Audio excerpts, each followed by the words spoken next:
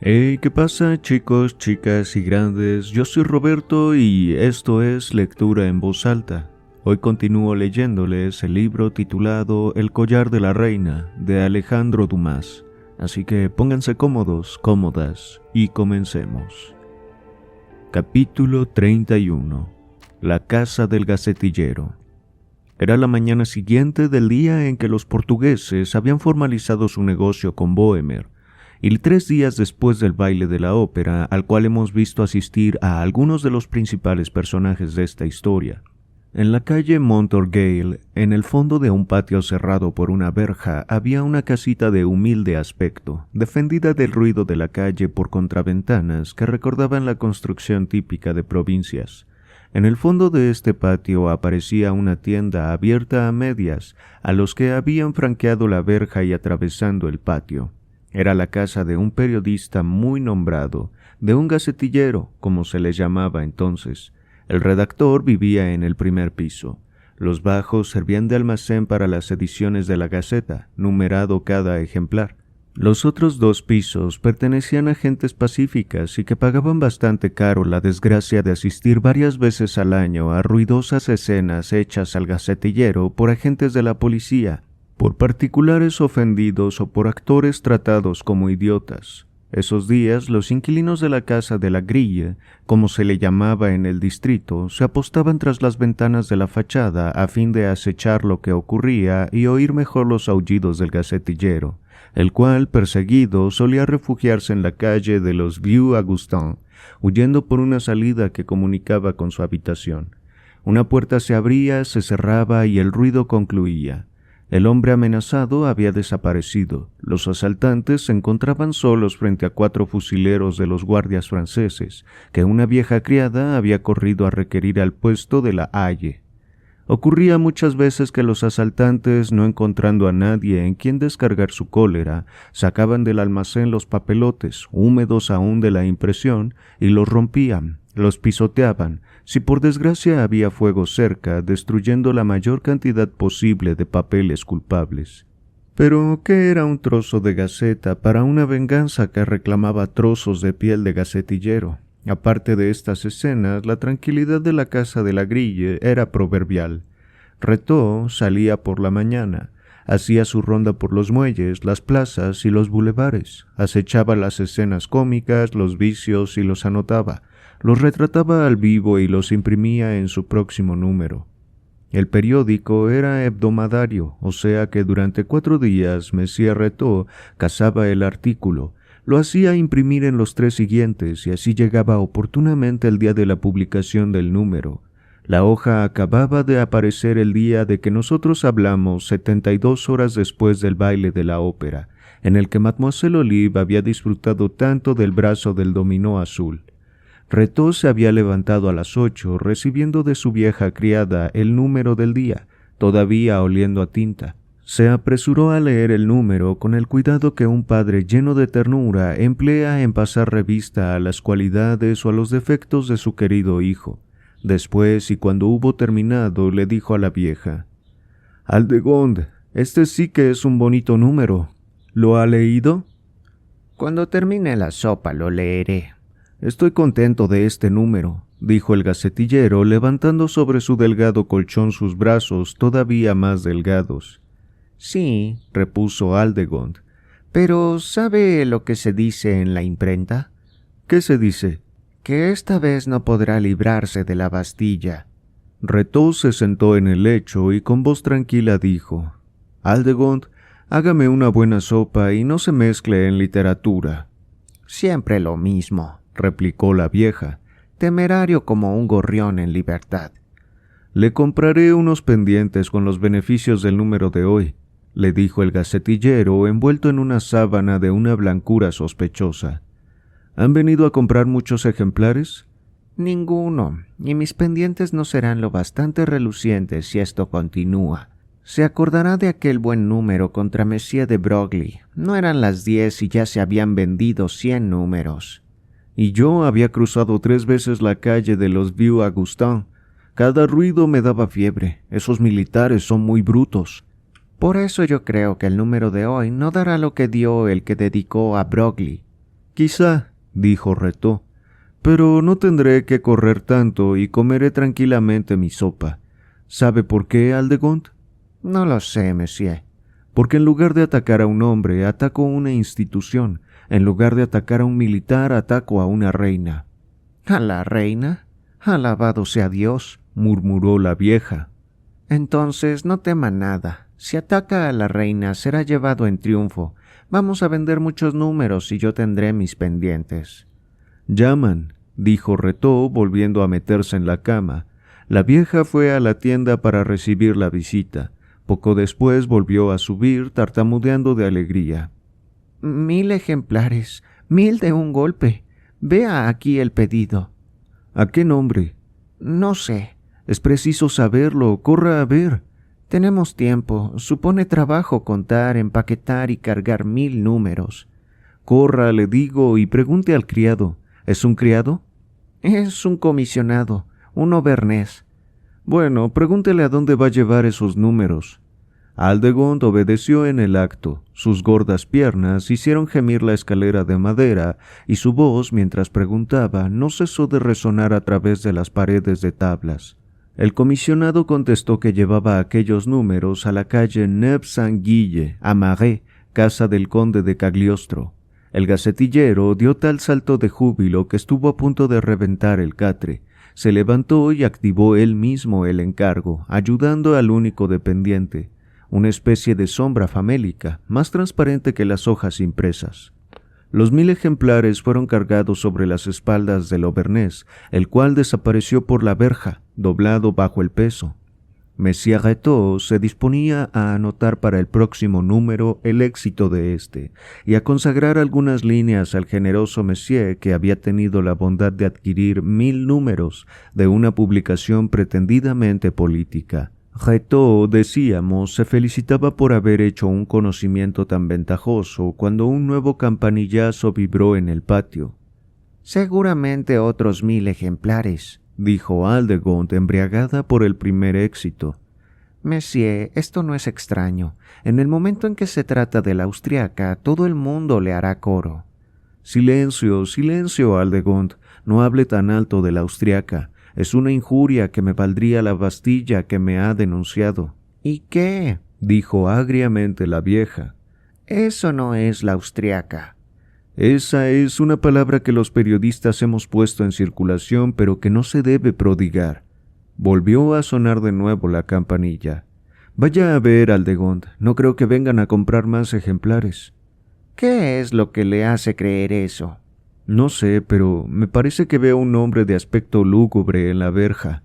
Aldegond terminó de bajar y se dispuso a abrir.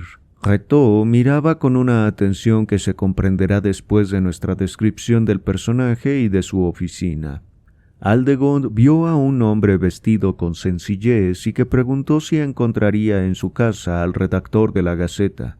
¿Qué quiere de él?, preguntó Aldegond con cierta desconfianza, y entreabrió la puerta dispuesta a cerrarla al primer síntoma de peligro. El hombre hizo tintinear unos escudos en su bolsillo, lo que ensanchó el corazón de la vieja. «Vengo a pagar los 1000 ejemplares de la Gaceta de hoy que han venido a buscar de parte del señor conde de Cagliostro». «Si es así, entre». El hombre cruzó la verja, pero no había tenido tiempo de cerrarla cuando detrás de él otro visitante, joven y esbelto y de bella apariencia, sujetó la cancela diciendo: «Perdón, monsieur», y sin pedir permiso se deslizó detrás del pagador enviado por el conde de Cagliostro. Aldegond, entusiasmada por la ganancia, fascinada por el sonido de los escudos, llegaba entonces a donde estaba su dueño. «Vamos, vamos, todo está bien. He aquí las 500 libras del señor de los 1000 ejemplares». «Recibámoslas noblemente», dijo Retó, parodiando a Delarive en su más reciente creación, y se envolvió en su bata bastante bonita gracias a la generosidad o más bien al terror de la Dugazón, a la cual, después de su aventura con Astley, el gacetillero arrancaba un regalo tras otro. El pagador del conde de Cagliostro se presentó, sacó un saquito de escudos de 6 libras y contó hasta 100, que dividió en 12 pilas. Retó contaba también escrupulosamente y miraba si las monedas eran de ley. Una vez comprobado todo, dio las gracias, firmó el recibo y despidió con una sonrisa agradable al pagador, a quien pidió servilmente nuevas del señor conde de Cagliostro. El hombre de los escudos dio las gracias a su vez como un cumplimiento natural y se retiró. «Diga al señor conde que esperaré su primer deseo», le dijo, «y agréguele que esté tranquilo, sé guardar un secreto». «Es inútil», repuso el pagador. «El señor conde de Cagliostro es independiente y no cree en el magnetismo. Lo único que quiere es que se rían de Mesmer y se propague la aventura de la cubeta como una pequeña diversión». «Muy bien», dijo en aquel momento una voz en el umbral de la puerta. «Nosotros trataremos de que se ría también a expensas del señor conde de Cagliostro». Retaux vio aparecer a un personaje que le pareció tan lúgubre como el primero.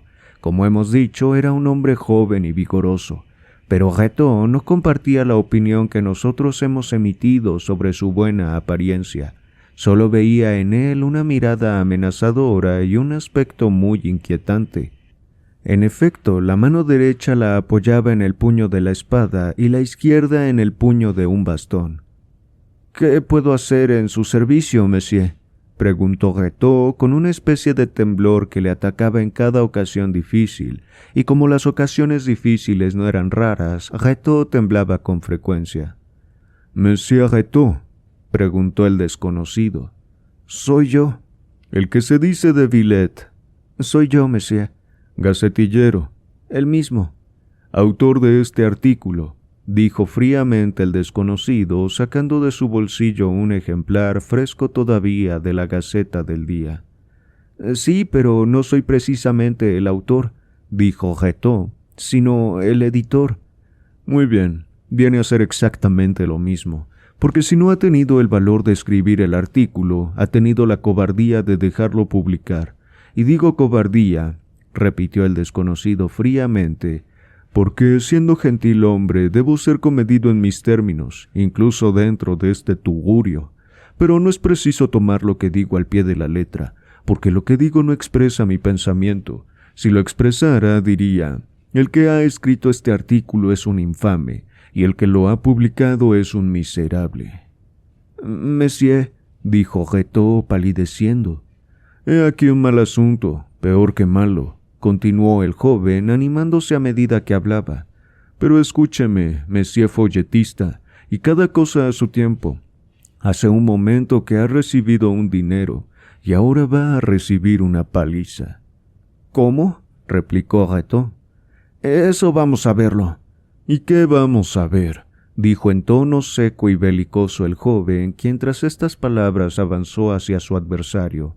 Pero como no era el primer asunto de este género y el periodista conocía todos los recursos de su propia casa, no tuvo más que volverse para encontrar una puerta y franquearla, y volviendo a cerrarla, servirse de ella como de un escudo, y pasar a una habitación cuya puerta daba a la calle de los Vieux-Augustins. Una vez allí estaba a salvo. Había otra pequeña verja que una vuelta de llave, y la llave estaba siempre puesta, abría, y pudo salvarse valiéndose de las piernas, pero ese día era nefasto para el pobre gacetillero, porque en el momento en que ponía la mano en la llave, apercibió por la claraboya a otro hombre, que agrandado sin duda por su propio miedo, le pareció un Hércules, el cual, inmóvil, amenazador, parecía esperar, como en otro tiempo el dragón de las Hespérides aguardaba a los ladrones de las manzanas de oro. Retaux hubiera deseado volver sobre sus pasos, pero el joven del bastón, el que primero se le presentó, había derribado la puerta de una patada. Le había seguido, y ahora que estaba parado ante la aparición del nuevo centinela, armado también de una espada y de un bastón, no tenía más que tender una mano para cogerle. Retaux se encontraba entre dos fuegos, entre dos bastones, en una especie de patinillo oscuro, perdido, sórdido, situado entre las últimas habitaciones del apartamento y la bienhechora verja que daba a la calle de los Vieux-Augustins, y si el paso hubiese estado libre, a la salvación y a la libertad. «Monsieur, déjeme pasar, se lo ruego», dijo Retaux al joven que guardaba la verja. «Monsieur», gritó el joven que perseguía a Retaux. «Monsieur», detenga a ese miserable. Esté tranquilo, Monsieur de Charny, no pasará, dijo el individuo de la verja. Monsieur de Taverney, ¿usted? Exclamó de Charny, porque era él quien primero se había presentado en la casa de Retaux, a continuación del pagador y por la calle Montorgueil. Habiendo leído la Gaceta por la mañana, los dos habían tenido la misma idea, porque alentaba en su corazón un mismo sentimiento, y sin comunicárselo el uno al otro, habían puesto su idea en ejecución, que era visitar la casa del gacetillero, pedirle satisfacción y apalearlo si no le quería dar. Solo que el uno, al reconocer al otro, se quedó contrariado, viendo un adversario en quien había reaccionado igual que él. De ahí la brusca exclamación de Monsieur de Charny. «Monsieur de Taverney, ¿usted?» «Yo mismo», repuso Felipe en el mismo tono y haciendo un movimiento hacia el asustado gacetillero, quien pasaba los brazos por entre los barrotes de la verja. «Pero parece que he llegado demasiado tarde. No haré más que asistir a la fiesta, si usted tiene la bondad de abrirme la puerta». «¿La fiesta?», gimió aterrado el gacetillero. «¿La fiesta? ¿Qué quiere decir? ¿Es que va a estrangularme, señor?» «Oh», dijo de Charny, «la palabra es fuerte. No, monsieur, nosotros no le estrangularemos, pero le interrogaremos primero y después ya veremos. Me permite que interrogue a este hombre, ¿verdad, Monsieur de Taverney?» «Seguro, monsieur», respondió Felipe. «Le corresponde a usted, puesto que ha llegado el primero». «Muy bien. Acérquese al muro y no hable», dijo de Charny, agradeciendo con una mirada a de Taverney. «Confiesa, mi querido monsieur, haber escrito y publicado contra la reina el cuento burlón, como lo llama, que ha aparecido esta mañana en su gaceta». «Monsieur, no se ha escrito nada contra la reina». «No faltaba más que eso». «Me parece que es demasiado paciente, monsieur», dijo Felipe, quien a pesar de su cólera permanecía al otro lado de la verja. «Esté tranquilo», respondió de Charny. «Este tipo no perderá nada por esperar». «Sí», murmuró Felipe, «pero es que yo también estoy esperando». De Charny no respondió y volviéndose hacia el desgraciado Retaux, dijo: «Atei notna, es Antonieta al revés. No diga más mentiras, monsieur. Me vería obligado a comportarme tan plebeyamente que en lugar de golpearle o matarlo limpiamente le despellejaría vivo. Responda, pues, y categóricamente. Le pregunto si es usted el único autor de este libelo». «Yo no soy un delator», contestó Retaux irguiéndose. «Muy bien. Eso quiere decir que hay un cómplice. Primero está ese hombre que le ha comprado 1000 ejemplares de esta diatriba, el conde de Cagliostro, como decía hace un momento, pues el conde pagará después de que usted haya pagado lo suyo». Monsieur, yo no le acuso», aulló el gacetillero, anonadado al verse expuesto a la cólera de aquel hombre, sin contar la de Felipe, que palidecía de ira al otro lado de la verja. «Pero», continuó de Charny, «como antes le he encontrado a usted, usted será el primero en pagar». Y levantó el bastón. «Ah, monsieur, si yo tuviera una espada», gruñó el gacetillero. De Charny bajó el bastón diciendo: «Monsieur Felipe, preste su espada a este granuja, se lo ruego». «Nada de eso, yo no presto una espada honrada a ese individuo. Aquí tengo mi bastón, si usted no tiene bastante con el suyo. Pero, en conciencia, no puedo hacer otra cosa por él ni por usted». «Un bastón», dijo Retaux exasperado. «¿Sabe, monsieur, que soy gentilhombre?» «Pues présteme su espada a mí», dijo de Charny, arrojando la suya a los pies del gacetillero. «Yo le dejaré la mía para que él no toque la suya». Felipe no podía objetar nada, y desenvainó su espada dándola a de Charny a través de la verja. De Charny la tomó y le dirigió un saludo.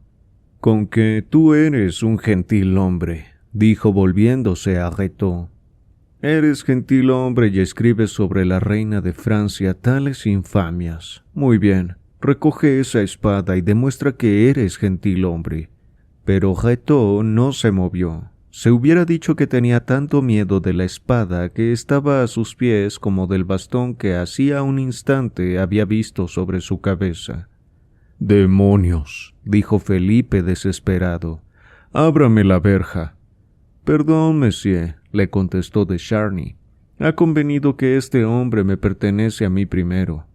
«Pues apresúrese y acabe de una vez, porque yo tengo prisa por comenzar». «Deseo agotar todos los medios antes de llegar a ese extremo», dijo de Charny, «porque pienso que los bastonazos cuestan casi tanto al que los da como al que los recibe. Pero puesto que decididamente Monsieur prefiere una paliza a un duelo, será servido como desea». Apenas había terminado de decir estas palabras cuando un grito de Retó anunció que de Charny acababa de unir la acción a la palabra. 5 o 6 golpes vigorosamente aplicados, arrancando cada uno un grito equivalente al dolor que producía, siguieron al primero, y los gritos atrajeron a la vieja Aldegond, chillando ella también, pero de Charny se inquietó tan poco por sus gritos como por los de su amo. Durante este tiempo, Felipe, colocado como Adán al otro lado del paraíso, se comía las uñas, lo mismo que los osos cuando huelen carne fresca al otro lado de los barrotes. Por fin de Charny se detuvo, cansado de apalear, y Retó se arrodilló, cansado de que lo apaleasen. «Por fin», dijo Felipe. «¿Ha terminado, monsieur?» «Sí». «Muy bien, ahora devuélvame mi espada, que le ha sido inútil, y ábrame, se lo ruego». «Monsieur, monsieur», imploró Retó, que veía un defensor en el hombre que había terminado sus cuentas con él. «Comprenderá que no puedo dejar a este monsieur en la puerta», dijo de Charny. «Tengo que abrirle». «Esto es una agonía», gimió Retó. «Máteme de una cuchillada y terminemos». «Ahora», dijo de Charny, «tranquilícese, creo que monsieur no piensa tocarlo». «Tiene razón», dijo con olímpico desprecio Felipe al entrar. «No lo haré. Ha sido golpeado, de acuerdo. Y como dice el axioma legal, non bis in idem, pero aún quedan ejemplares de la edición y hay que destruirlos». «Muy bien», dijo de Charny. «Más vale ser 2 que uno solo. Es posible que lo hubiese olvidado, pero ¿por qué azar se encontraba en esta puerta, Monsieur de Taverney?» «Se lo explicaré», dijo Felipe. «En el barrio me informé de las costumbres de este pillo, y supe que tiene el hábito de huir cuando se le aprieta demasiado fuerte. Entonces me enteré de sus métodos para escapar, y pensé que al presentarme por la puerta falsa en lugar de la puerta ordinaria y cerrando esta puerta detrás de mí, cogería al zorro en su madriguera. Y eso ha ocurrido. Igual idea de venganza tenía usted. Lo único que ocurre es que, con más prisa que yo, sus informaciones no eran completas. Ha entrado por la puerta por donde entra todo el mundo, y se le iba a escapar, pero felizmente me ha encontrado aquí. De lo cual me alegro. Venga, Monsieur de Taverney, ese bergante nos conducirá a su prensa». «Mi prensa no está aquí», dijo Retó. «Mentira», gritó de Charny amenazador. «No, no», exclamó Felipe. «Ya ve que tiene razón. Los caracteres han sido destruidos y solo queda la edición. Por lo tanto, la edición debe estar entera, salvo los 1022 al conde de Cagliostro». «Pues que destruya la edición delante de nosotros». «Que la queme es más seguro». Felipe, aprobando esta manera de solucionar el asunto, empujó a Retó hacia la tienda.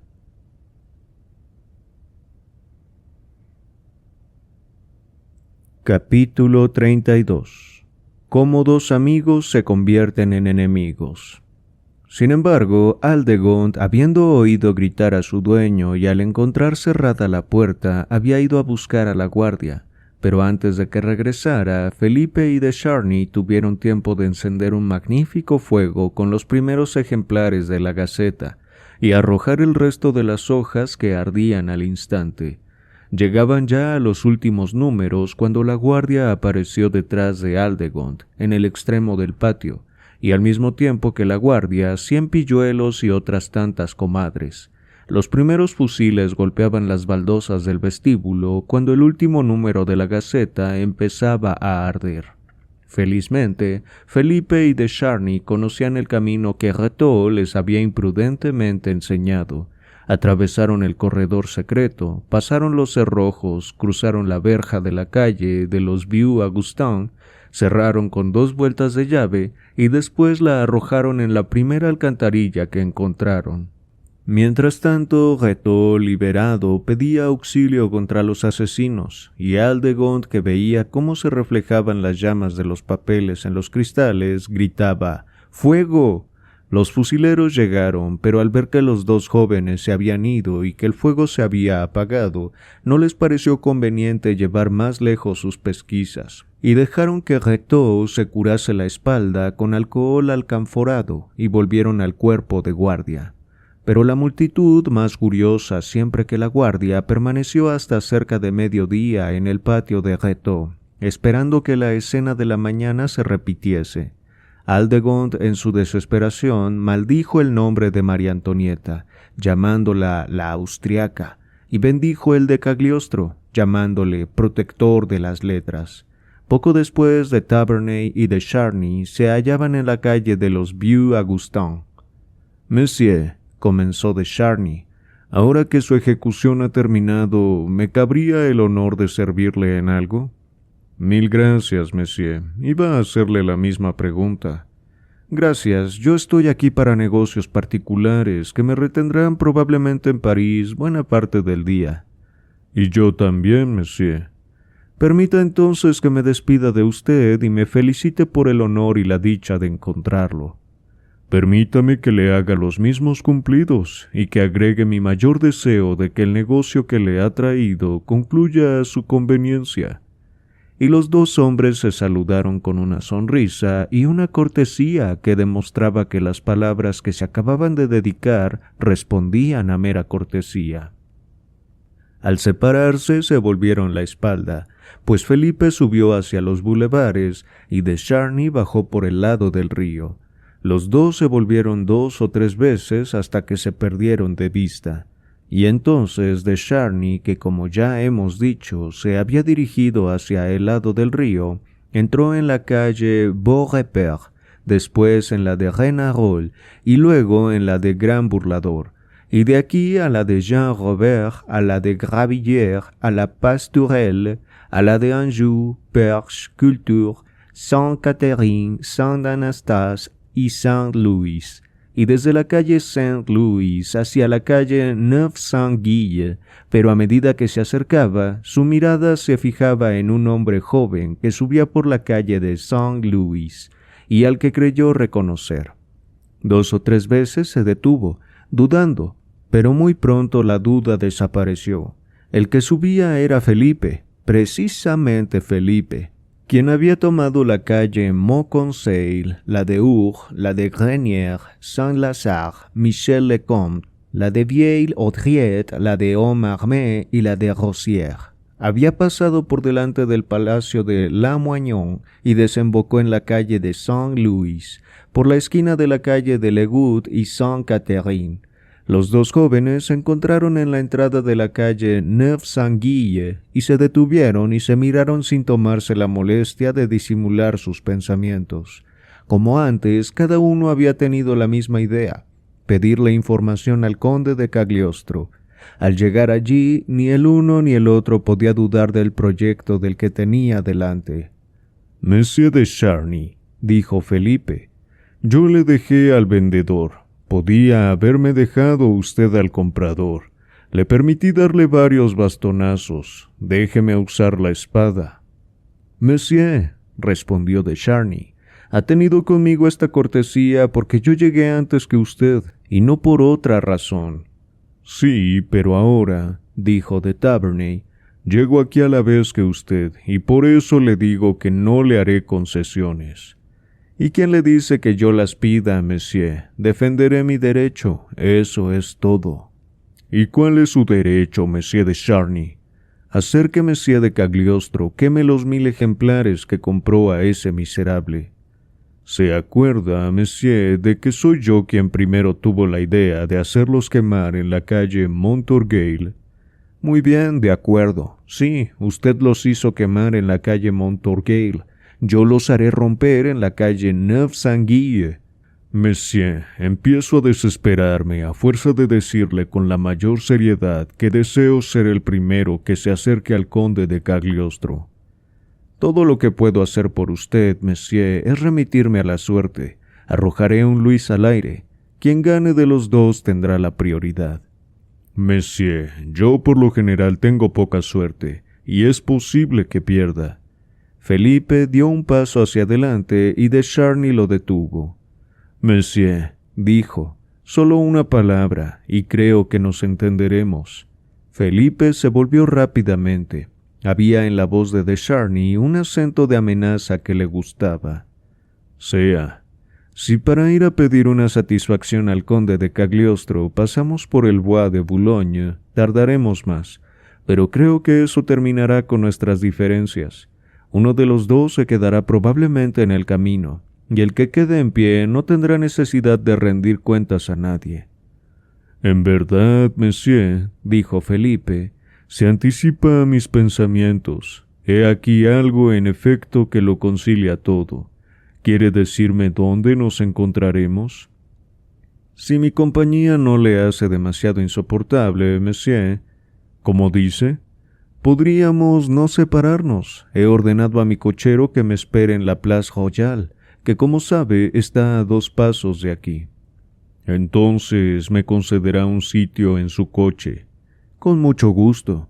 Y los dos jóvenes que se sintieron rivales a la primera mirada y convertidos en enemigos minutos después, apretaron el paso en dirección a la Place Royale. En el rincón de la calle Pas de la Mule, vieron al coche de Charny que esperaba. Charny invitó a Felipe a subir y el coche arrancó en dirección a Champs-Élysées. Antes de subir, Charny escribió unas palabras en una hoja y las hizo llevar por su lacayo a su palacio de París. Los caballos de Charny eran magníficos, y en menos de media hora estuvieron en el Bois de la Boulogne. Charny ordenó al cochero que se detuviera en cuanto encontrara un sitio conveniente. El tiempo era bueno, el aire un poco vivo, pero ya el sol calentaba con fuerza y se esparcía el primer perfume de las violetas y los renuevos de saúco a los bordes del camino y en los aledaños del bosque. Entre las hojas amarillentas del año vencido, la hierba crecía entre un espesor de espigas y de tallos, y los alelíes de oro dejaban caer sus cabezas perfumadas a lo largo de los viejos muros. «Es un tiempo hermoso para pasear, ¿verdad, monsieur de Taverney?», dijo Charny. «Un hermoso tiempo, sí, monsieur». Al apearse, dijo Charny a su cochero. «Puede irse, Delfín». «Monsieur», advirtió de Taverney, «creo que no hace bien en despedir su coche. Uno de los dos quizá lo necesite para regresar». «Ante todo, monsieur, el secreto», dijo Charny. «Si se confía a un lacayo, lo más posible es que mañana seamos los héroes del chismorreo de todo París». «Como usted prefiera, pero el cochero que nos ha traído sabe ya de qué se trata. Esa gente conoce muy bien las costumbres de los gentiles hombres, y cuando se hacen llevar al Bois de la Boulogne, a Vincennes o a Satori, como ahora nosotros viniendo aquí, ya saben que no es para pasear. Pero supongamos que su cochero no sospecha nada, y después a uno de los dos verá herido, si no muerto, para comprenderlo todo, aunque un poco tarde. ¿No será mejor hacerle esperar y que se lleve el coche al que no pueda valerse por su pie? Pues sería desconsolador lo mismo para usted que para mí».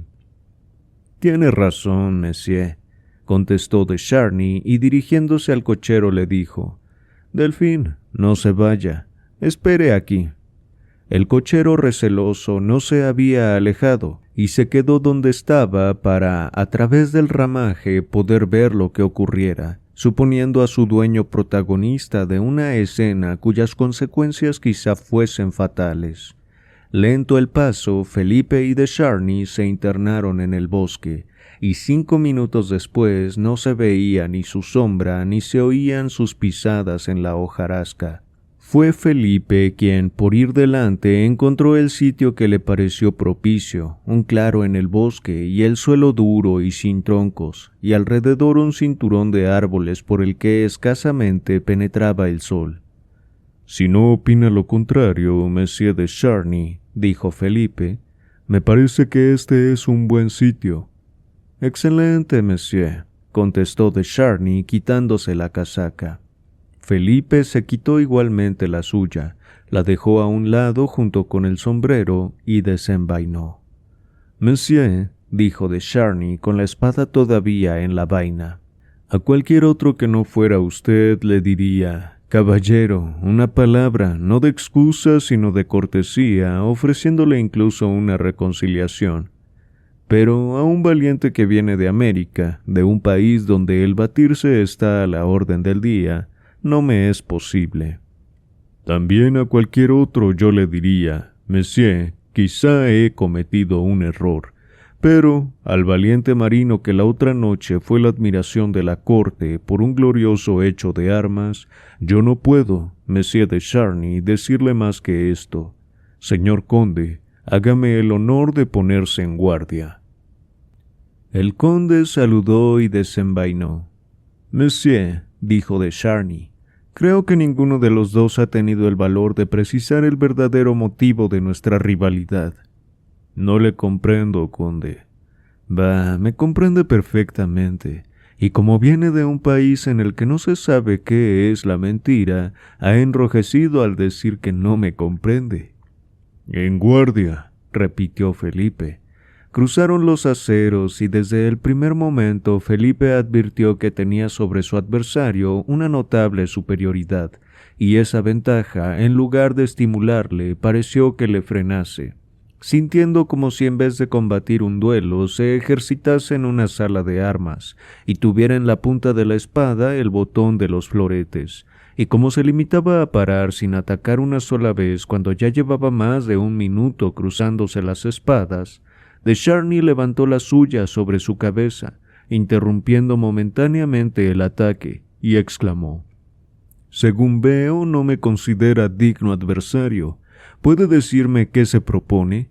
Al silencio de Felipe, de Charny, con una ágil finta, se tiró a fondo sobre él, pero de Taverny desvió la espada adversaria con un contraataque todavía más rápido que la finta, sin que no obstante se aprovechase de su ventaja al dejarle al descubierto.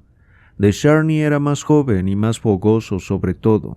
Se sentía avergonzado, la sangre le bullía ante la calma de su enemigo, y trató con palabras, puesto que no podía con la espada, de humillar aquella calma. «Le decía que ni usted ni yo hemos precisado la verdadera causa de este duelo». Felipe no contestó. «Y voy a decírsela, me ha provocado intencionadamente sin otra razón que los celos que sufre». Felipe le oyó sin pestañear. «Dígame», dijo de Charny, más acalorado cuanto mayor la frialdad de Felipe, «¿qué juego es el suyo, Monsieur de Taverny? ¿Tiene la intención de fatigarme? Sería un procedimiento indigno de usted. Máteme si puede, pero máteme atacando». Felipe contestó ahora. «Sí, su acusación es justa. Planeé el duelo, pero me he equivocado». «Eso ya no importa, Monsieur. Tiene la espada en la mano. Sírvase de ella para algo más que parar, y si no quiere atacar, defiéndase al menos». «Monsieur», repuso Felipe, «tengo el honor de decirle por segunda vez que me he equivocado y que me arrepiento». Cegado por la ira, de Charny no podía comprender la generosidad de su adversario y lo tomó a ofensa. Ya comprendo. Quiere alardear de magnanimidad, ¿no es eso, caballero? Y piensa que esta noche o mañana podrá decir a algunas damas que me ha vencido en duelo y que me ha perdonado la vida». «Señor conde», dijo Felipe, «temo que se está volviendo loco. Usted quiere matar al conde de Cagliostro para complacer a la reina, y para satisfacerla más deseo que también me mate a mí, pero no por medio del ridículo. «Basta ya, ha hablado demasiado», rugió Felipe, «y para demostrarme que su corazón no es tan generoso como yo creía». «Atraviese, pues, este corazón», dijo de Charny, descubriéndose en el momento en que Felipe paraba un ataque rápido y se tiraba a fondo.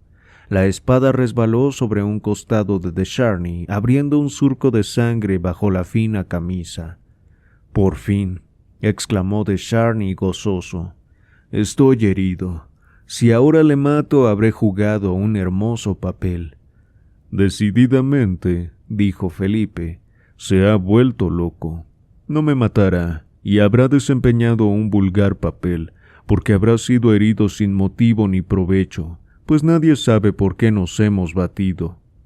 De Charny atacó con un golpe recto tan rápido que esta vez Felipe solo tuvo tiempo de pararlo, pero en el acto, con una agilidad felina, simultáneas casi, lanzó 2 estocadas, y la espada de Charny voló y cayó a 10 pasos de su adversario. Y antes de que de Charny pudiera recogerla, Felipe la rompió en 2 partes. «Monsieur de Charny ya no tiene que probarme que es valiente. ¿Tanto me detesta que solo ha deseado batirse conmigo?» De Charny no respondió, y se le veía extremadamente pálido. Felipe le miró durante unos segundos, esperando una confesión o una negativa. «Está bien, señor conde», dijo. «Veo que seguimos enemistados». De Charny vaciló. Felipe se acercó para sostenerle, pero el conde rechazó su mano. «Gracias», dijo. «Espero poder andar hasta el coche». «Tome este pañuelo para contener la sangre». «Gracias». «Y mi brazo, monsieur, pues un tronco o un bache bastaría para que cayera, lo que podría agravar su herida». «La espada ha entrado en la carne, pero no ha llegado al pecho». «Mejor, monsieur». «Espero curar pronto». «Mejor, mejor. Si sueña curarse pronto para reanudar el duelo, le anuncio que ya no encontrará en mí al adversario». De Charny quiso responder, pero las palabras murieron en sus labios, y Felipe, al verle vacilar, solo tuvo tiempo de recogerlo en sus brazos, lo levantó como si fuese un niño y medio desvanecido lo llevó hasta su carroza. Pero Delfín, habiendo visto a través de los árboles lo que pasaba, abrevió el camino, yendo al encuentro de su amo. Ya en el coche, de Charny miró a Felipe con una expresión de gratitud. «Id al paso, cochero». «¿Y usted, monsieur?», murmuró el herido. «No se inquiete por mí». Le saludó y cerró la portezuela sin moverse hasta que el coche desapareció por una de las curvas de la avenida. Luego siguió el camino que le llevaría directamente a París. Antes, sin embargo, al mirar una vez más hacia la dirección que llevaba el coche, vio que en lugar de volver como él a París, tomaba el camino de Versalles. Felipe se quedó pensativo y luego pronunció 3 únicas palabras, sentidas como si le nacieran del corazón. «Ella le compadecerá».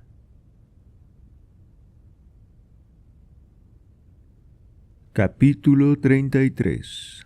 La casa de la calle Neuf-Saint-Guille. En la puerta de guardia, Felipe encontró un coche de alquiler y lo cogió. «Calle Neuf-Saint-Guille», dijo al cochero. «Y deprisa».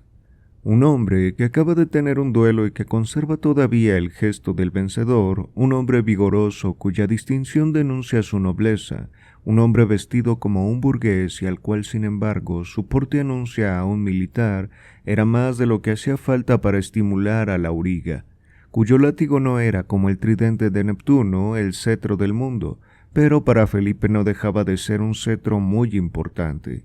Por 24 sous el cochero devoró materialmente el espacio y entre traqueteo y traqueteo llevó a Felipe a la calle Neuf-Saint-Guille, al palacio del conde de Cagliostro, cuya mansión era de una gran simplicidad exterior y de una notable majestad de líneas, como la mayor parte de los edificios construidos bajo Luis XIV, con un estilo barroco de mármol y de ladrillos que el reinado de Luis XIII aportó al Renacimiento.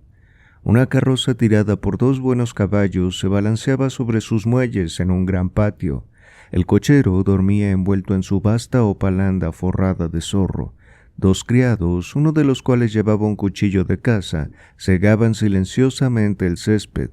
Aparte de estos atareados personajes, ningún síntoma de actividad aparecía en el palacio. El coche de alquiler de Felipe obedeció la orden de entrar, viéndolo enseguida el suizo, quien se acercó para abrirle, haciendo chirriar los goznes de la maciza puerta del patio. Felipe se apeó, fue hasta el césped y dirigiéndose a los 2 criados preguntó: «¿El señor conde de Cagliostro?» «El señor conde va a salir». «Pues mayor razón para que me apresure, porque tengo necesidad de hablar con él antes de que salga. Anuncien al caballero Felipe de Taverney». Y siguió al lacayo con un paso tan vivo que llegaron juntos al salón.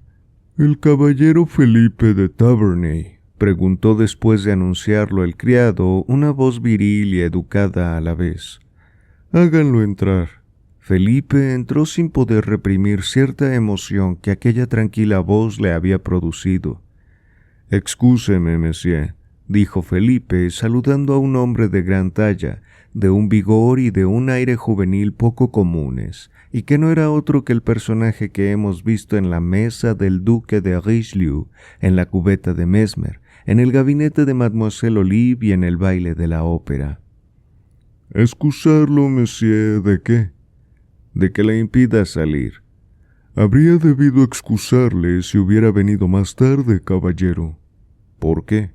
«Porque le esperaba». Felipe frunció las cejas. «¿Cómo? ¿Me esperaba usted?» «Sí, se me había indicado su visita». «Se le había indicado mi visita».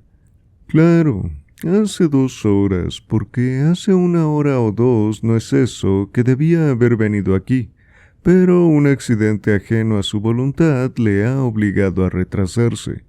Felipe apretó los puños. Sentía que aquel hombre adquiría una extraña influencia sobre él, pero el caballero, sin fijarse en el nerviosismo de Felipe, dijo: «Siéntese, monsieur de Taverney», y acercó a Felipe un sillón frente a la chimenea. «Este sillón se ha puesto aquí para usted».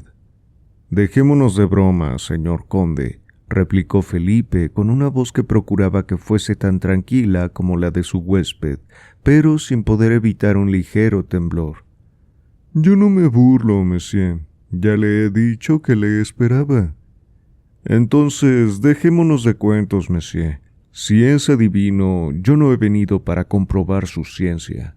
Y si lo es, mejor para usted, porque ya sabe lo que vengo a decirle y puede ponerse de antemano a salvo». «¿A salvo?», repuso el conde con una singular sonrisa. «¿A salvo de qué, si le place decírmelo?» «Adivínelo, puesto que es adivino». «Sea para complacerle. Voy a exponer el motivo de su visita. Viene a promover querella». «¿Sabe eso?» «Sin duda». «Entonces sabe por qué motivo», exclamó Felipe. «Por causa de la reina.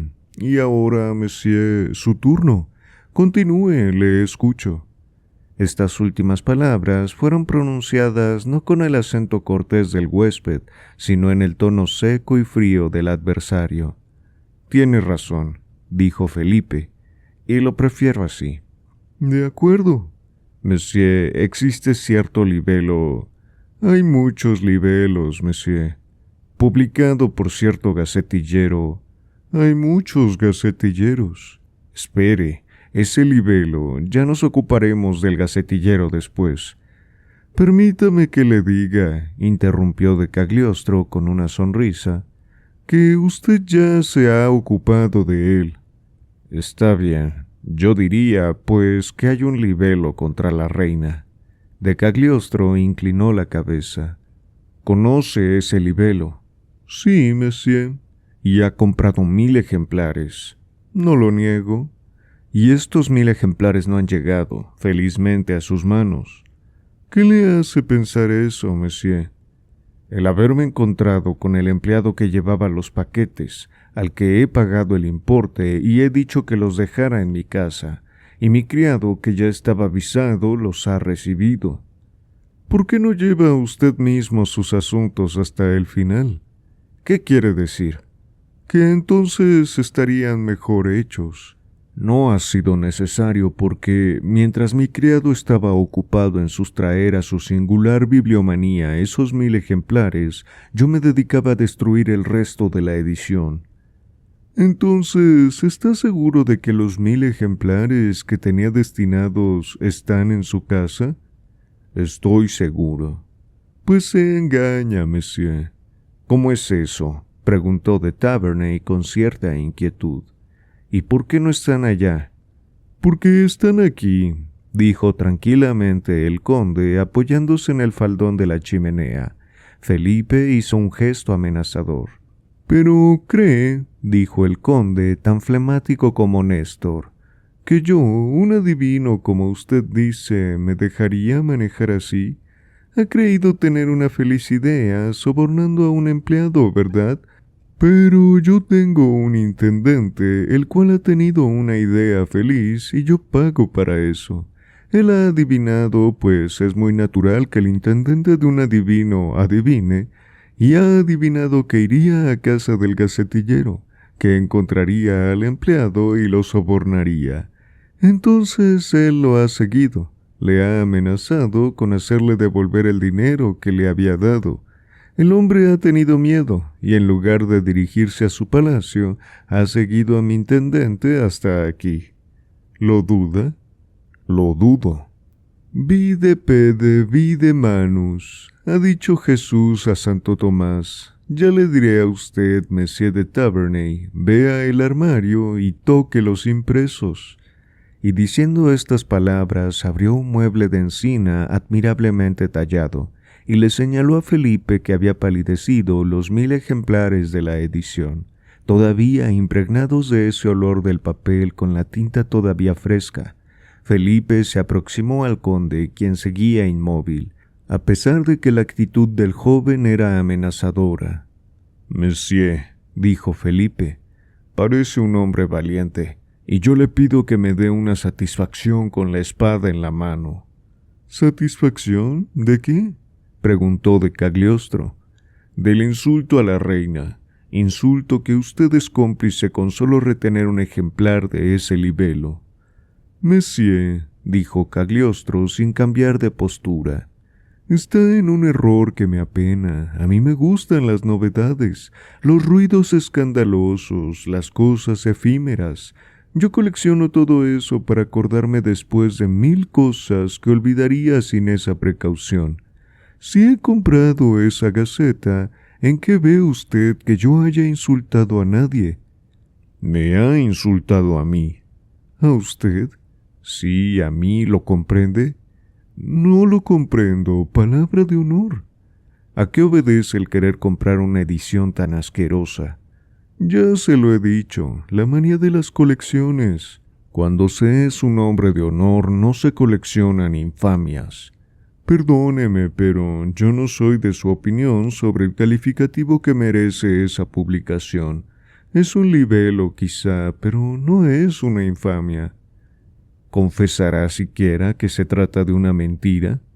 «Se engaña, monsieur, porque su majestad la reina ha estado en casa de Mesmer». «Eso es falso».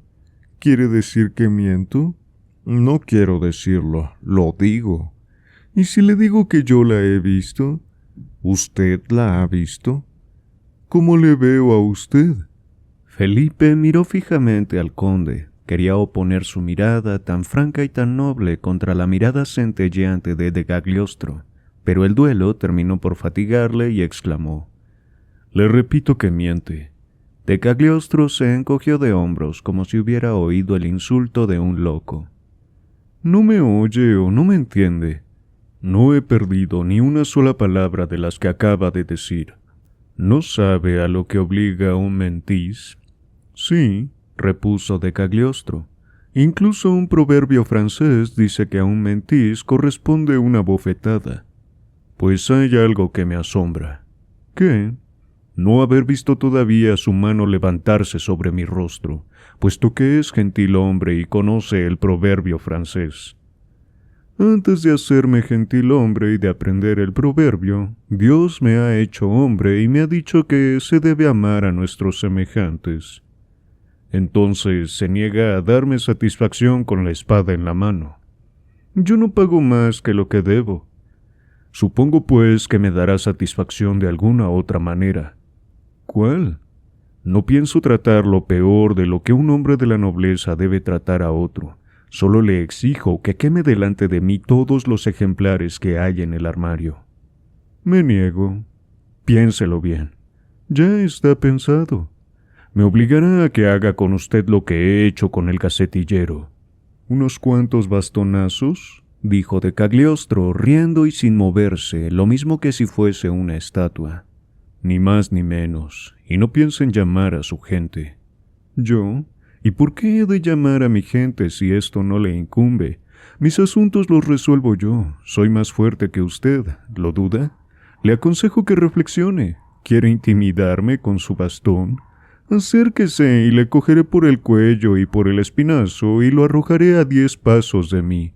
Y esto, óigame bien, cada vez que se acerque. Juego de lord inglés, igual a juego de mozo de mulas. Pues sea, Monsieur Hércules, acepto. Y enfurecido, Felipe se arrojó sobre de Cagliostro, quien en el acto trincó sus brazos como 2 ganchos de acero, lo sujetó por el cuello y la cintura y lo arrojó sobre los almohadones del sofá que había en un ángulo del salón. Tras esa demostración de fuerza, volvió a colocarse delante de la chimenea, como si nada hubiera pasado. Felipe se había levantado pálido y colérico, pero se sobrepuso en el acto, recobrando su aplomo y su moral combativa. Es fuerte como 4 hombres, pero tiene una lógica menos poderosa que los puños. Tratándome como ha hecho, ha olvidado que vencido y humillado seré siempre su enemigo, y que me asiste el derecho de decirle, la espada en la mano, conde, pues de lo contrario lo mato.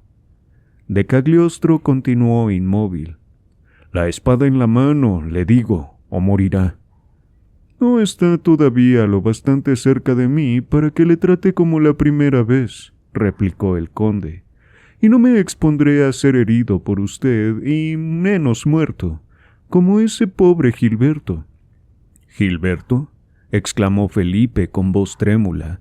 ¿Qué nombre ha pronunciado? Felizmente no tiene un fusil esta vez, sino una espada. Monsieur, ha pronunciado un nombre. ¿Verdad que ha despertado un terrible eco en sus recuerdos? Monsieur, un nombre que creía que no oiría nunca más porque estaba solo con el pobre muchacho en aquella gruta de las Azores cuando lo asesinó. Oh, gritó, defiéndase, defiéndase. Si usted supiera qué fácil me sería hacerle caer la espada de las manos. ¿Con la suya? Sí, primero con mi espada, si yo quisiera. Veámoslo, pues. No, yo no me arriesgaría así. Tengo un medio más seguro. La espada en la mano, por última vez, o morirá, rugió Felipe, saltando hacia el conde, pero de Cagliostro, amenazando ahora por la punta de la espada, a 3 pulgadas de su pecho, se sacó de un bolsillo un frasquito y arrojó el líquido que contenía al rostro de Felipe. En el mismo instante, Felipe vaciló, se le cayó la espada, giró sobre sí mismo y cayendo de rodillas, como si sus piernas careciesen de fuerza, se quedó durante unos segundos desvanecido. Sin embargo, de Cagliostro evitó que llegara al suelo, sosteniéndole, y después de devolver su espada a la vaina, le sentó en un sillón, esperando a que volviese en sí, diciéndole: «A su edad, caballero, no se hacen locuras. Déjese, pues, de locuras propias de un niño y escúcheme». Felipe se sacudió, se enderezó, dominó el terror que le invadía y dijo en voz baja: «¿Estas son las armas que usted llama de gentilhombre?» De Cagliostro se encogió de hombros. «Usted repite siempre la misma frase, cuando nosotros, los caballeros de la nobleza, si pronunciamos la palabra gentilhombre, ya se ha dicho todo. ¿Qué es lo que usted llama un arma de gentilhombre? ¿Es su espada que le ha servido tan mal contra mí? ¿Es su fusil que le sirvió tan bien contra Gilberto? ¿Qué es lo que hace superiores a los hombres, caballero? ¿Cree que es esta sonora palabra gentil hombre? No, es la razón primero, la fuerza después y la ciencia finalmente. Yo he empleado todo eso con usted. Con la razón he combatido sus injurias, obligándolo a escucharme. Con la fuerza he combatido su fuerza. Con mi ciencia he anulado su vigor moral. Y me falta ahora probarle que ha cometido 2 errores viniendo aquí con amenazas. ¿Quiere hacerme el honor de escucharme? Me ha aniquilado, y no puedo ni siquiera moverme. Se ha adueñado de mis músculos, de mi pensamiento, y me pide que le escuche cuando no puedo hacer otra cosa. Entonces de Cagliostro tomó un frasquito de oro que estaba sobre la chimenea. En las manos tenía un esculapio de bronce. «Aspire este frasco, caballero», dijo con noble dulzura. Felipe obedeció. Los vapores que oscurecían su cerebro se disiparon y le pareció que el sol, metiéndosele en la cabeza, iluminaba sus ideas. «Oh, renazco», dijo él. «¿Se encuentra mejor con fuerzas nuevas?» «Sí». «¿Con la memoria del pasado?» «Sí, sí». «Y como estoy tratando con un hombre de corazón y espíritu, la memoria que recobra me da mayor ventaja sobre lo que acaba de ocurrir». «No», dijo Felipe, «porque yo obraba en virtud de un principio sagrado». «¿Qué hacía, pues?» «Defender la monarquía». «¿Usted defiende la monarquía?» «Sí». «¿Usted, un hombre que ha ido a América a defender la república?» «Por Dios, sea franco, o no es la república lo que defendía allí, o no es la monarquía lo que defiende aquí». Felipe bajó los ojos. Un gran sollozo le atenazaba el corazón. «Ame», continuó de Cagliostro, «a los que le desprecian. Ame a los que le olvidan. Ame a los que le engañan. Es propio de las grandes almas ser traicionadas en sus grandes afectos. Es la ley de Jesús devolver bien por mal. ¿Usted es cristiano, Monsieur de Taverny?» «Monsieur», exclamó Felipe, anonadado al ver que de Cagliostro leía en el presente y en el pasado. «Ni una palabra más, porque si yo no defendía a la realeza, defendía a la reina, a una mujer respetable e inocente, respetable aun cuando no lo fuera, pues una ley divina ordena defender a los débiles». «¿Los débiles? A una reina la llama usted un ser débil, ante la cual 28 millones de seres vivos y responsables doblan la rodilla y la cabeza? Por Dios, caballero». «Monsieur, se la calumnia». «¿Qué sabe usted?» «Quiero creerlo». «¿Piensa que es su derecho?» «Sin duda». «Pues en mi derecho está el creer lo contrario». «Usted obra sin nobleza». «¿Quién se lo ha dicho?», replicó de Cagliostro, cuyos ojos centellearon sobre Felipe. «¿De dónde le viene esa temeridad de creer que tiene razón y que yo estoy equivocado? ¿De dónde le viene la audacia de preferir su principio al mío? ¿Usted defiende la realeza? ¿Y si yo defendiera la humanidad? Usted dice, dé al César lo que es del César, y yo le digo, dé a Dios lo que es de Dios. ¿Republicano de América?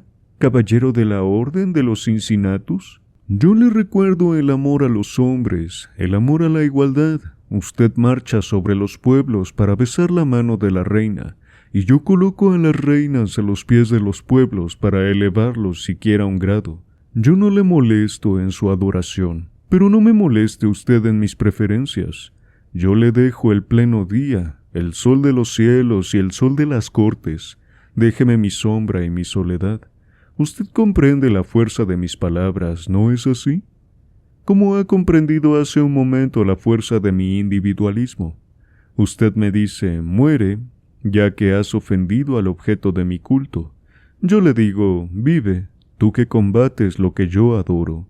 Y si le digo esto es porque me siento tan fuerte con mi principio que ni usted ni los demás, haciendo los esfuerzos que quieran, retardarán mi marcha un solo instante.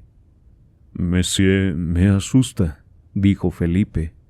Quizá es la primera vez que acierto a ver, gracias a usted, el fondo del abismo a donde corre la realeza. Sea prudente, entonces, si ha visto el precipicio. Usted que me dice eso, repuso Felipe, emocionado por el tono paternal con que de Cagliostro le había hablado. Usted que me revela secretos tan terribles, carece todavía de generosidad, porque sepa bien que me arrojaré al abismo antes de ver caer en él a los que defiendo. Ya que le he prevenido, como el prefecto de Tiberio, me lavaré las manos, Monsieur de Taberny. Pues bien, yo, exclamó Felipe, yendo hacia de Cagliostro con un ardor febril. Yo, que no soy más que un hombre débil e inferior a usted, usaré contra usted las armas de la debilidad. Le abordaré con la mirada incierta, la voz temblorosa, las manos unidas. Le suplicaré que me conceda esta vez por lo menos la gracia de lo que usted persigue.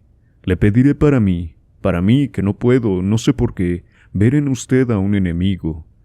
Le enterneceré, le convenceré y conseguiré que no me deje con el remordimiento de haber visto la pérdida de esta pobre reina sin haber expuesto mi vida por ella. Lo conseguiré, ¿verdad? Lograré que destruya ese libelo que hará llorar a una mujer. De lo contrario, por mi honor, por este amor fatal que usted conoce tan bien, con esta espada, impotente contra usted, me atravesaré el corazón a sus plantas. Ah, murmuró de Cagliostro, mirando a Felipe con manifiesto dolor. Si fuesen todos como usted, yo estaría con ellos. Monsieur, se lo ruego, atienda a mi súplica. Cuente, dijo de Cagliostro después de un silencio, si los 1000 ejemplares están ahí, y quémelos usted mismo. Felipe sintió que el corazón le subía a la garganta. Corrió al armario, sacó los ejemplares, los arrojó al fuego y estrechando con efusión la mano de Cagliostro, dijo: Adiós, adiós, monsieur, 100 veces gracias por lo que acaba de hacer por mí. Y salió. Al verle ya fuera, de Cagliostro se dijo: Yo debía al hermano esta compensación por lo que ha sufrido la hermana. Después se asomó a la ventana y gritó: ¡Mis caballos!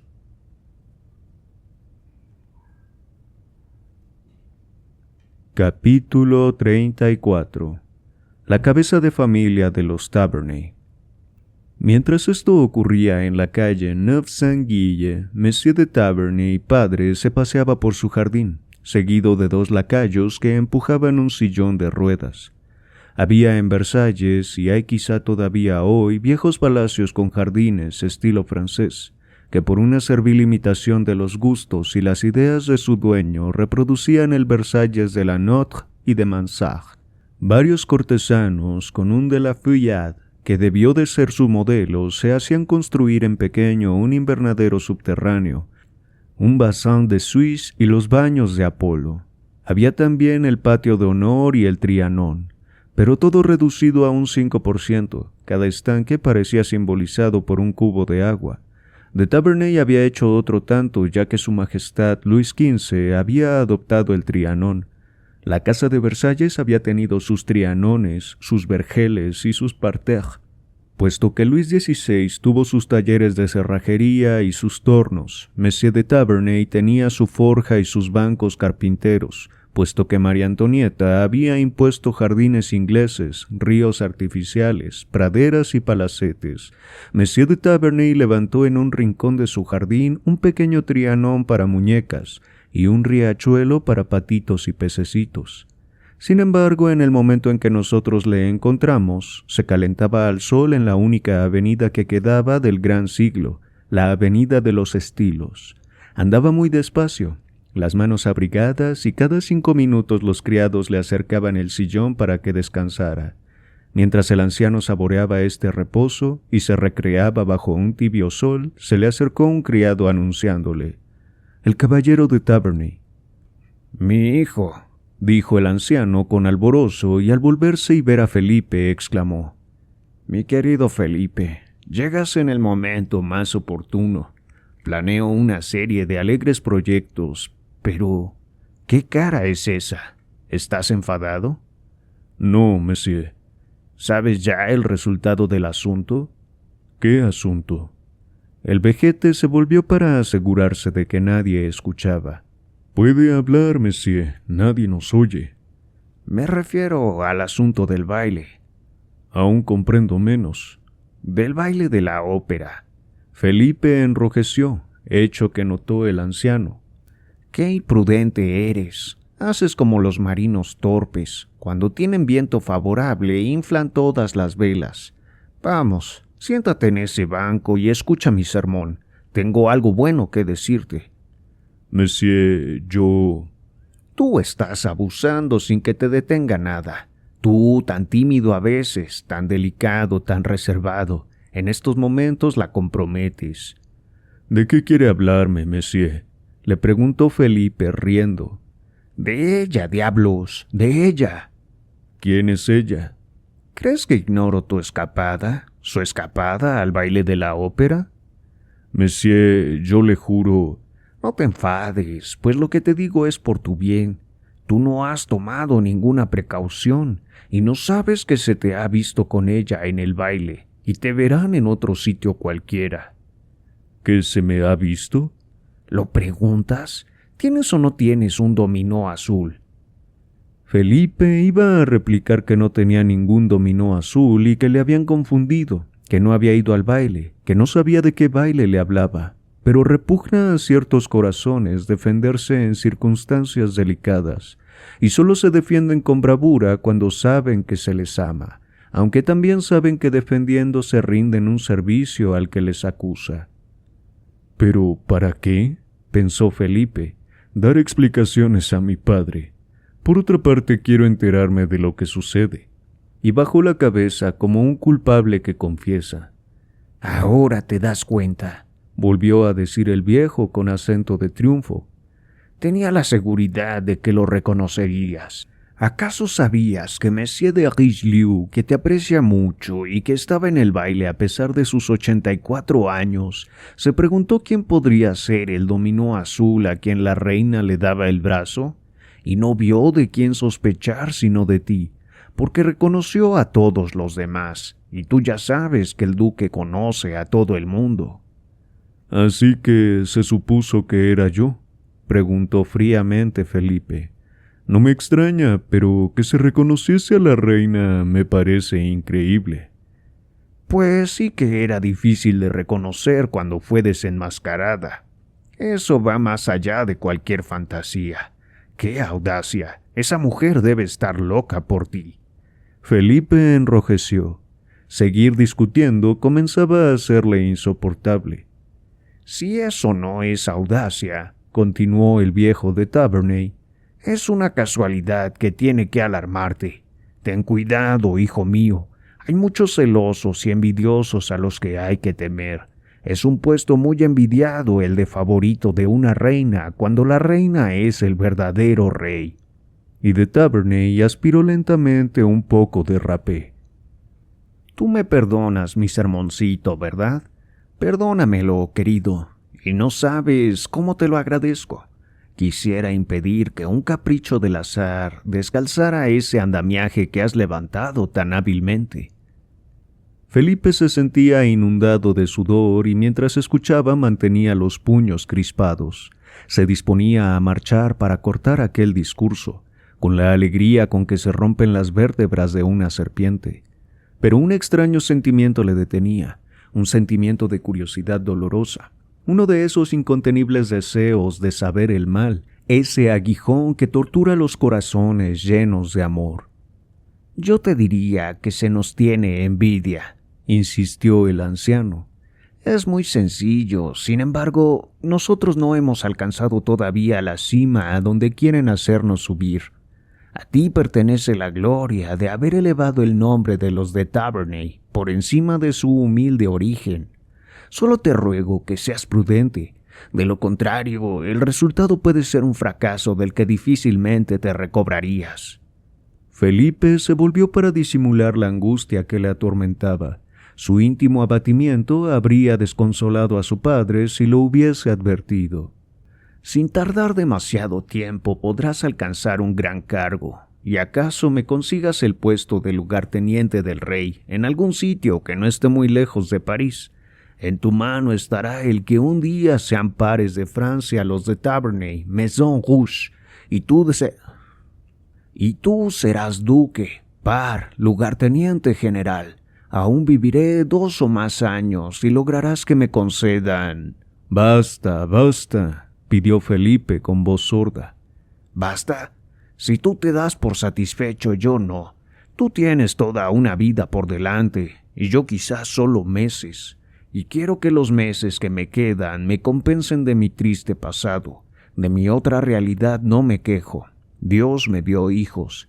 Es mucho para un hombre sin fortuna. Pero si mi hija ha sido inútil para nuestra casa, tú repararás ese daño. Tú eres el arquitecto del templo. Yo veo en ti el grande Taverney, el héroe. Me inspiras el mayor respeto, pues tu conducta en la corte es admirable, la más sagaz que conozco. ¿Mi conducta?, preguntó Felipe, irritado al verse elogiado por aquel anciano que prodigaba la moral de los reptiles. La que viene siguiendo es soberbia. Tú no demuestras celos. Aparentemente dejas el campo libre a todo el mundo, pero tienes los pies firmes en el suelo. No le comprendo, dijo Felipe, cada vez más indignado. Tu enemiga es la modestia. Tu conducta es el calco de la Potemkin, cuya fortuna ha asombrado al mundo. Potemkin vio que Catalina amaba la vanidad en sus amores, y que si se la dejaba libre revolotearía de flor en flor, volviendo siempre a la más prometedora, a la más bella, que si se la acosaba se le escaparía, y entonces tomó su partido. Era él quien hacía más agradables a la emperatriz los nuevos favoritos. Era él quien les hacía valer por un lado, reservándose hábilmente su lado vulnerable. Él quien tramaba el hastío de la soberana con caprichos pasajeros, sin caer en el error de aburrirla con sus propios placeres, preparando el reinado efímero de estos favoritos que se llamaron irónicamente los 12 Césares. Potemkin convertía su reinado en eterno e indestructible. ¡Qué de infamias incomprensibles!, se dijo el infeliz Felipe mirando a su padre con estupor mientras el viejo proseguía en el mismo tono. Según el sistema de Potemkin, tú has cometido un ligero error. Él no abandonaba nunca la vigilancia, y tú te descuidas. Ten en cuenta que la política francesa no es la política rusa. Una vez pronunciadas estas palabras con una afectada delicadeza que hubiera desconcertado a la más acreditada cabeza diplomática, Felipe, que creyó que su padre deliraba, no respondió más que un encogimiento de hombros poco respetuoso. Sí, crees que yo no te he adivinado. Lo vas a ver. Usted dirá, monsieur, dijo Felipe mirándole fríamente. ¿Me dirás que no estás criando como a un pajarito a tu sucesor? ¿A mi sucesor?, preguntó Felipe palideciendo.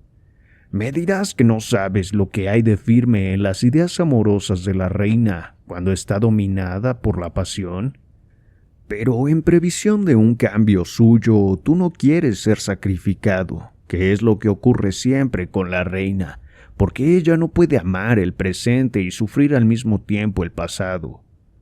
Está hablando en hebreo, señor varón. El viejo soltó una risotada estridente y diabólica que estremeció a Felipe. ¿Me harás creer ahora que tu táctica no es la de manejar a de Charny? ¿De Charny? Sí, tu sucesor, el hombre que cuando reine quizá te expulse de Francia. Lo mismo que tú puedes desterrar a de Coigny, a Vaudreuil y a los demás. La sangre se agolpó en los ojos de Felipe. «Basta», gritó de nuevo. «Basta, monsieur. Me avergüenza haberle escuchado tanto tiempo. Quien diga que la reina de Francia es una mesalina, ese, monsieur, es un infame calumniador». «Bien, muy bien», replicó el viejo. «Tienes razón. Ese es tu papel. Pero te aseguro que en este momento nadie nos escucha». «Oh». En cuanto a de Charny, ya ves que te he descubierto. Por muy hábil que sea tu plan, adivinar está en la sangre de los de Taverney. Continúa, Felipe, continúa, lisonjea, halaga, consuela a de Charny. Ayúdale a pasar dulcemente y sin amargura del estado de hierba al estado de flor. Y puedes estar seguro de que siendo un gentil hombre, cuando más tarde alcance el favor de la reina, te valdrá de algo lo que tú habrás hecho por él. Después de estas palabras, Monsieur de Taverney, envanecido con su alarde de perspicacia, se levantó con una agilidad que le recordó a sí mismo su juventud, una juventud insolente, más insolente cuanto más próspera. Enfurecido, Felipe le cogió por la manga y le detuvo. «¿Eso es lo que tenías que decirme? Su lógica es admirable». Te he descubierto, ¿y por eso me odias? Bah, ya me perdonarás. Por otro lado, yo también quiero a de Charny, y estoy muy tranquilo porque sé que en este asunto procedes con él acertadamente. Su de Charny es de tal suerte mi favorito, el pájaro criado en mi mano, que hace un momento le he clavado en un costado 2 centímetros de esta espada. ¿Cómo?, exclamó de Taverney, espantado ante aquellos ojos que centelleaban y la belicosidad que descubrían. ¿No querrás decir que has tenido un duelo con de Charny? Y que le he herido. ¡Por Dios! ¡Por Dios! Esta es mi manera de cuidar, de halagar, de manejar a mis sucesores. Ahora que conoce mi escuela, siga con sus teorías. Felipe hizo un movimiento desesperado para huir y el viejo le detuvo exclamando: Felipe, dime que estás bromeando. Llámalo y sabrás si es una broma. El anciano miró al cielo, murmuró algunas palabras sin hilación y dejando a su hijo corrió a su gabinete. ¡Deprisa, deprisa!, gritó. Un hombre a caballo que corra a informarse de cómo se encuentra Monsieur de Charny, que ha sido herido, y que no se olviden de decirle que van de mi parte. Este traidor de Felipe, se dijo al volver a su sillón, no es más que el hermano de su hermana, y yo que le creía corregido. Ay, no hay más que una cabeza en mi familia, solo una, la mía. Capítulo 35. El cuarteto del señor de Provenza. Mientras estos acontecimientos ocurrían en París y en Versalles, el rey, tranquilo como de costumbre, pues sabía que sus flotas habían alcanzado la victoria y que el invierno ya finalizaba, planeaba en su gabinete entre documentos, cartas y mapamundis nuevos proyectos, dispuesto a abrir en los mares nuevos surcos a los barcos de la Pérouse. Un ligero golpe en la puerta le devolvió a la realidad. ¿Puedo entrar, hermano? El conde de Provenza, el inoportuno, gruñó el rey, dejando un libro de astronomía abierto cuyas láminas había repasado, y en voz alta. Adelante. Un personaje gordinflón, bajo, colorado y de viva mirada, entró con aire demasiado respetuoso para un hermano y demasiado familiar para un súbdito. ¿No me esperaba? Pues no. ¿Le molesto? No. ¿Tiene algo interesante que decirme? Un rumor tan divertido, tan grotesco. Sí, murmuraciones. Justo. ¿Y le ha divertido? Sí, por su rareza. ¿Alguna calumnia contra mí? Dios es testigo de que yo no me reiría si se tratara de eso. ¿Entonces es contra la reina? Sir, figúrese que se me ha dicho seriamente, muy seriamente, le apuesto 1 contra 100, contra 1000, que... Hermano, desde que mi preceptor me hizo admirar esta facultad oratoria como modelo del género en Madame Sévigné, dejé de admirarla para siempre. Vamos al hecho. Pues bien, dijo el conde de Provenza, un poco desconcertado por tan seca acogida. Se dice que la reina durmió el otro día fuera de casa. ¿Eh? agregó tratando de reír. Sería muy triste si fuera verdad, dijo el rey gravemente. Pero no es verdad, ¿no? No. Tampoco es verdad que se ha visto a la reina esperar a la puerta de los reservados. No. El día, ya sabe, que ordenó cerrar la puerta a las 11. No sé nada. Pues figúrese que ese rumor pretende... ¿Y qué es un rumor? ¿Dónde está? ¿Quién lo propaga? He aquí un matiz profundo, muy profundo. En efecto, ¿qué es el rumor? Ese ser intangible, incomprensible que se llama rumor, pretende que se ha visto a la reina con el conde de Artois, y cogidos del brazo a las 12:30 de la noche. ¿Dónde? Camino de una casa que el conde de Artois posee por ahí, detrás de las caballerizas. ¿Su Majestad no ha oído hablar de este suceso? Sí, he oído hablar de ello y bastante. ¿Cómo, Sir? Sí. ¿Es que usted no hace todo lo posible para que se oiga hablar de ello? ¿Yo? Usted. Entonces, Sir, ¿qué es lo que he hecho? Un cuarteto, por ejemplo, que ha publicado el Mercar. ¿Un cuarteto? Exclamó el conde, más colorado que al llegar.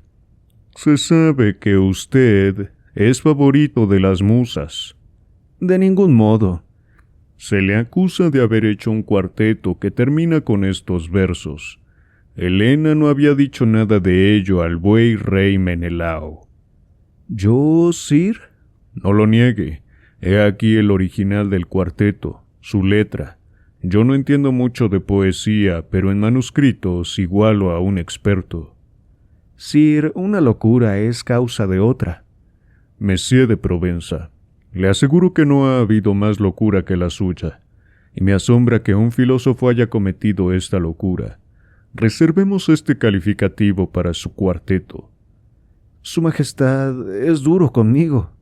La ley del talión, hermano mío. En lugar de escribir versos, hubiera podido informarme de lo que ha hecho la reina, como yo lo hice, y en lugar del cuarteto contra ella y de rechazo contra mí, habría escrito un madrigal en honor a su cuñada.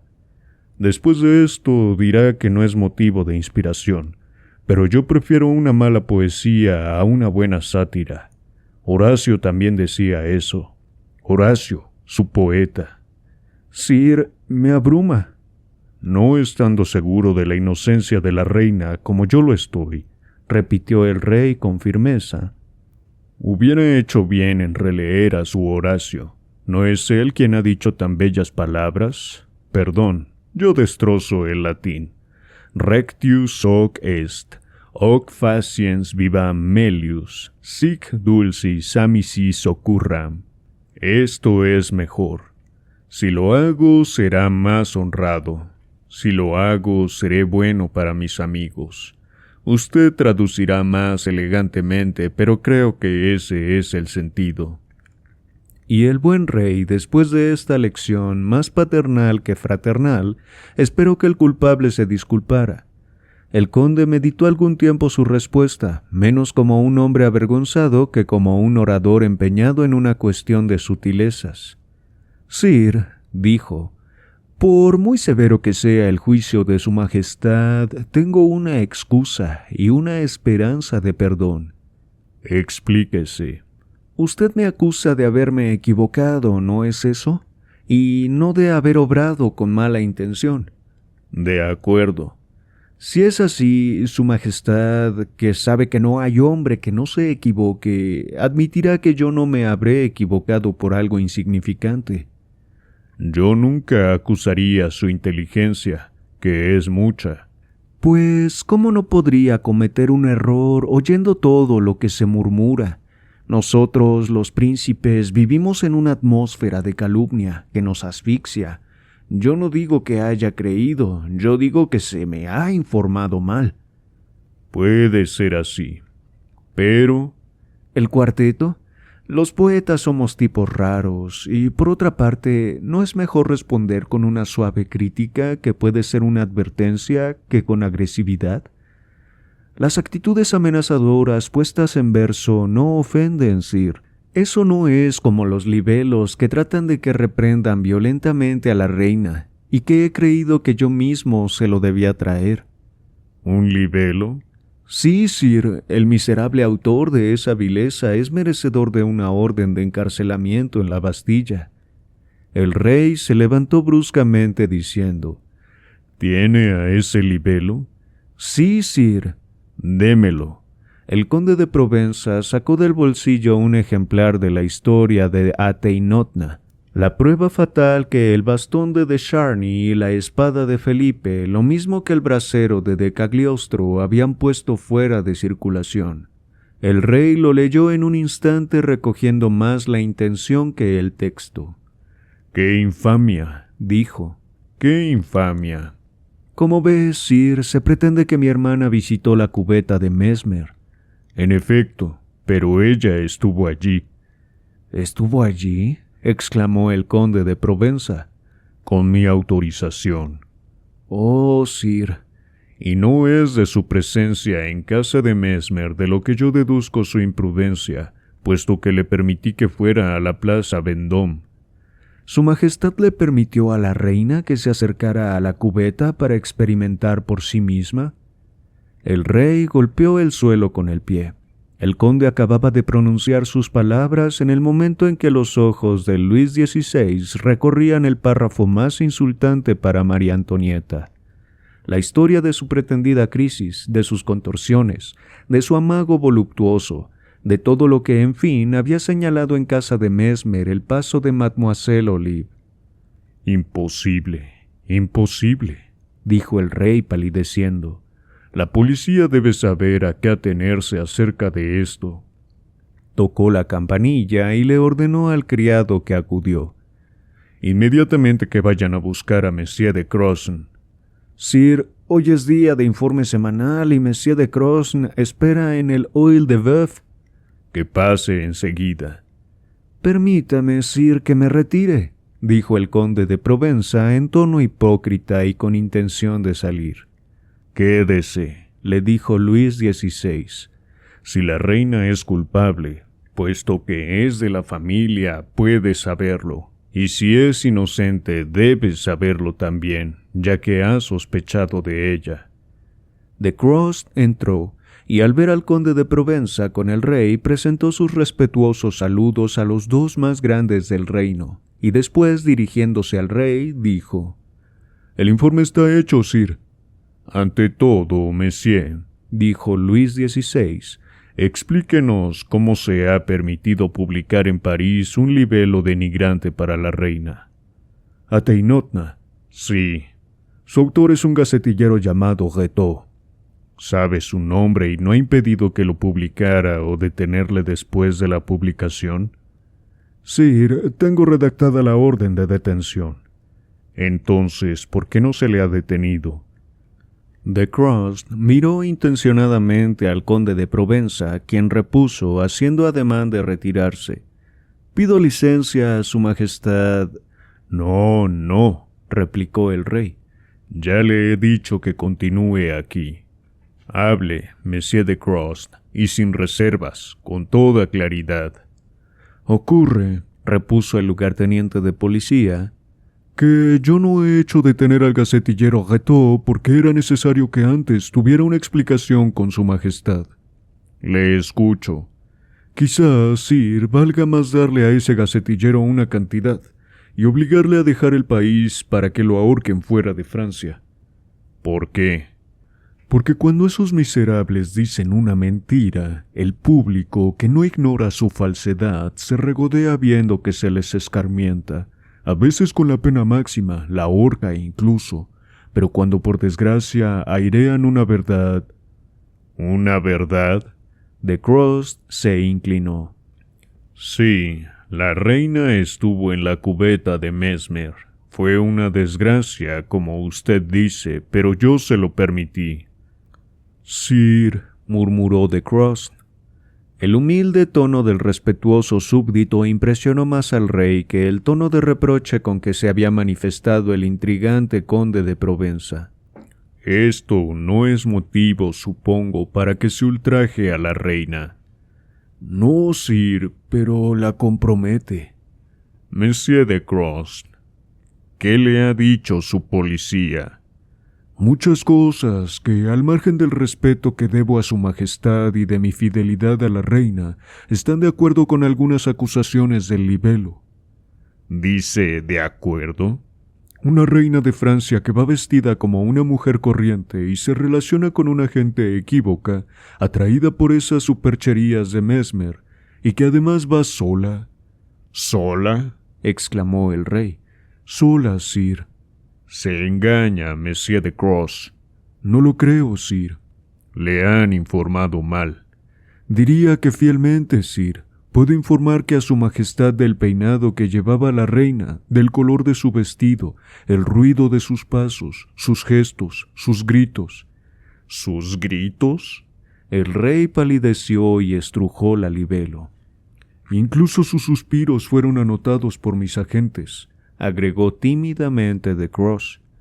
¿Sus suspiros? La reina no se podía olvidar de sí misma hasta ese punto. La reina no hubiera arrastrado por los suelos mi honor de rey y su honor de mujer. Es imposible, dijo el conde de Provenza. Eso sería más que un escándalo, y su majestad es incapaz. Más que excusarla, esta frase hacía hincapié en la acusación. El rey se dio cuenta e íntimamente despreció al conde de Provenza. Monsieur, dijo al lugarteniente de policía, ¿está seguro de todo lo que me ha dicho? Absolutamente seguro, sir. Yo le debo a usted, hermano mío, dijo Luis XVI pasándose el pañuelo por la frente, una prueba de lo que antes le he dicho. El honor de la reina y el de mi casa no lo arriesgo jamás.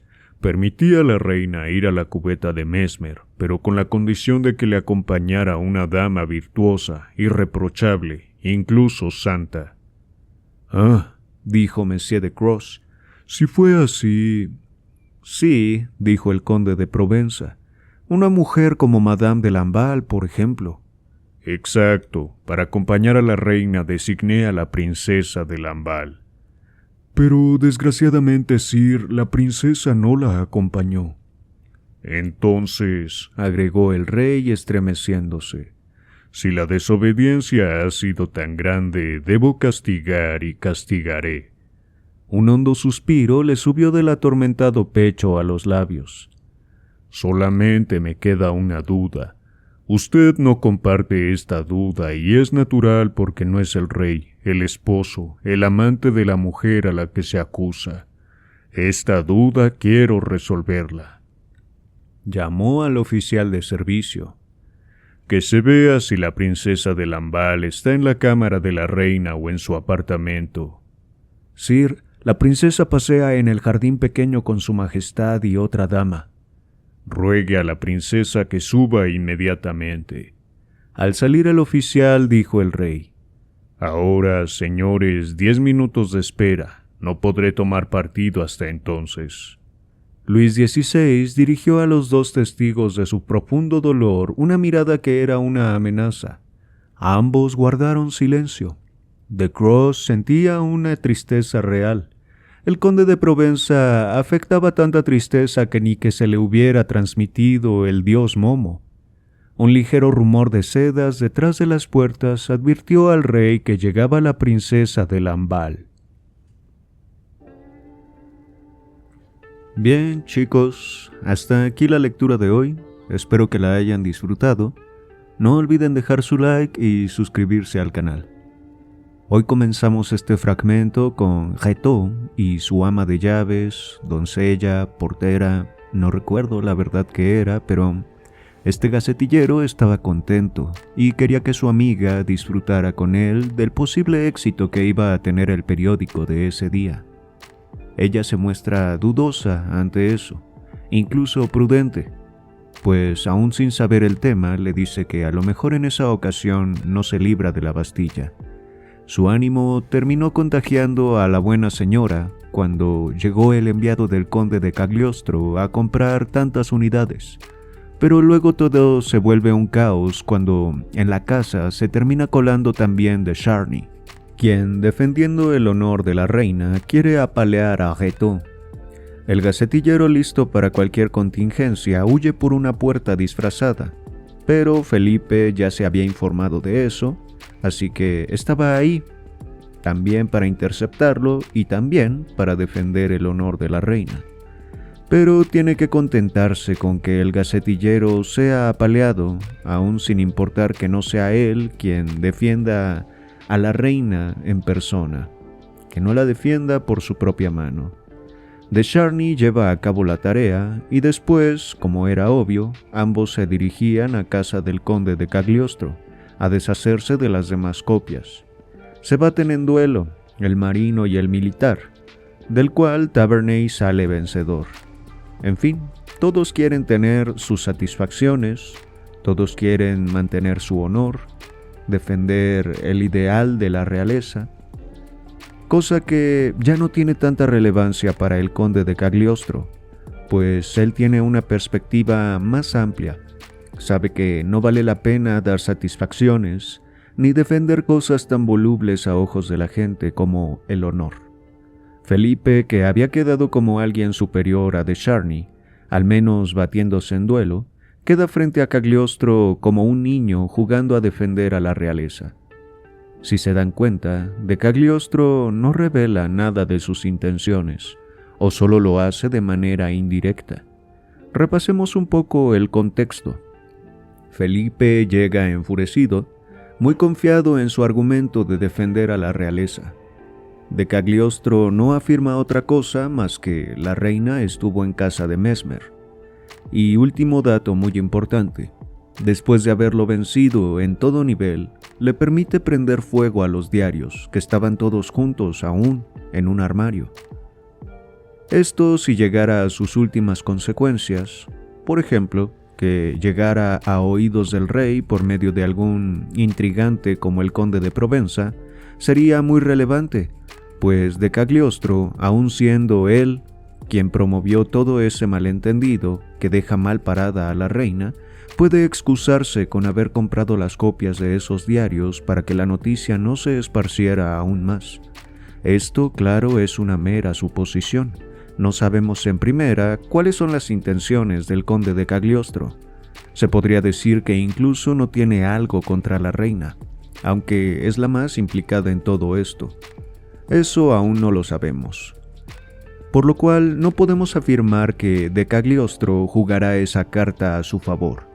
Si lo hiciera, significaría que manchar la reputación de la reina solo era el medio para algo más, quizás para llegar al rey, quizás para causar cierto desequilibrio en la realeza, no sabemos. Por ahora las hipótesis pueden ser muchas.